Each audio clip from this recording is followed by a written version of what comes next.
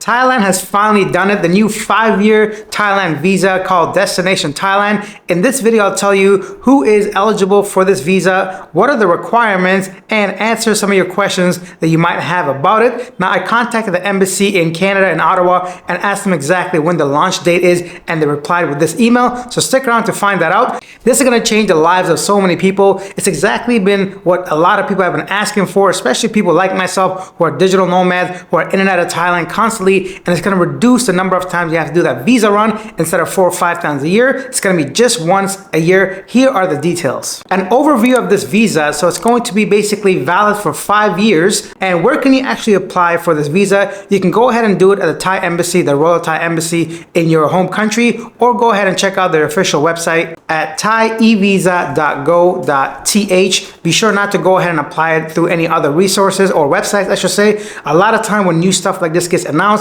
many people take advantage of you by putting up fake websites, for example. So I'll go ahead and leave the Thai official website that the embassy sent me directly to go and apply here. Now let's go on to who's actually eligible for this visa.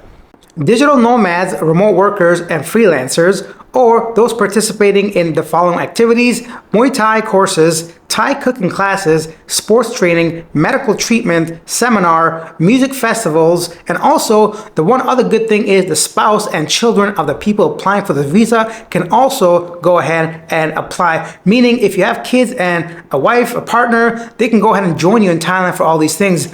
I also want to clear up some things because I'm sure a lot of you wonder, what does it mean to be a digital nomad? Do I qualify? And how much?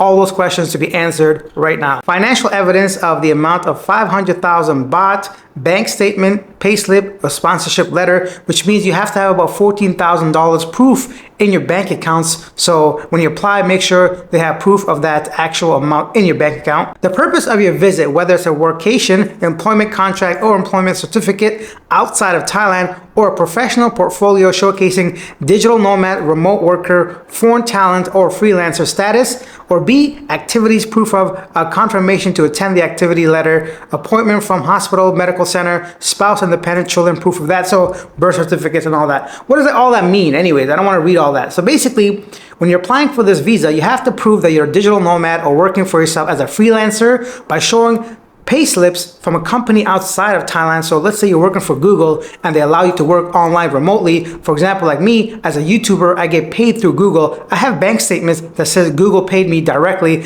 That's proof of yourself. My channel is another proof. And also I'm self-employed. So if you want, you could simply create a portfolio on websites like Fiverr or Upwork, meaning you simply go onto the website, create a portfolio. You can be like anything you want, really, because it's a freelancer. You can be a motivational speaker, a life coach, whatever you want. I really doubt Thailand is going to be that specific about your actual status of self-freelancer as long as you have that money in your bank account. But that's just my assumption, knowing everything about Thailand before, how they go ahead and process these documents. I've been going in and out of Thailand for over 10 years. So don't hold me on that, but I think that threshold of who qualifies as a digital nomad is very, very low because of what they said. As long as you have like a professional portfolio, just sign up for Upwork or Fiverr and set yourself up as like an English teacher even, right? Providing classes. I don't think that's the important part. They just want to know that you have that money in your bank account, but that's just my personal opinion when it comes to that. If you have actual questions directly about whether you qualify for this visa as a digital nomad, I highly recommend whichever country you're in right now, email your consulate and say, hey, listen, I am this and that. Do I qualify for this visa? And hear from them directly.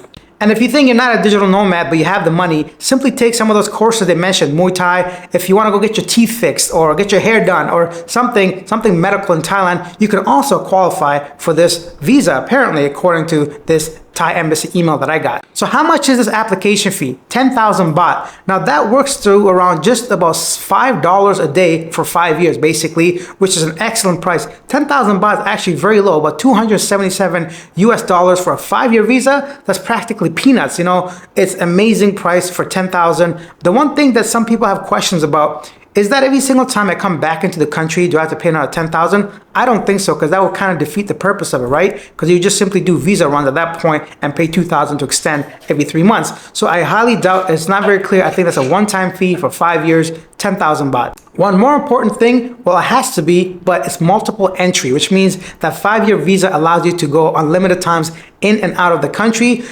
So that's another great thing, that you don't have to worry about reapplying for that visa every single time you leave. One more thing I want to read, because it's actually on this poster: for extension of the stay through the Thai Immigration Bureau, one time per each entry for a period not exceeding 180 days.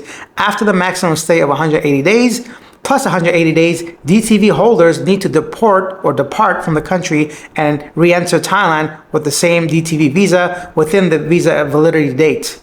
Based on that, it seems like actually you can stay 6 months, extend it another 6 months, then you have to leave, which meaning, just like we said, once a year you have to leave the country and come on back in. So that is incredible news for everybody that's been wanting this type of visa, at least for foreigners that do qualify for this. If they have $14,000 in the bank account, that are working remotely, or at least can basically pass as digital work, because a lot of people do basically editing, video editing, if they have some kind of online, sales kind of job. Because the good thing about Thailand, cost of living is so cheap, you don't need a lot of money to actually live there long term. And this opens up so many opportunities for foreigners like myself or other people, because now they can get like a long-term contract for housing, basically. You can significantly reduce the amount of money you pay for rent. Although condo rentals are a bit cheaper in Thailand, you can even drastically cut that in half probably by having a 1-year stay instead of renting through Airbnbs and stuff like that. And I assume DTV holders probably have access to Thai bank accounts and other things that will basically make you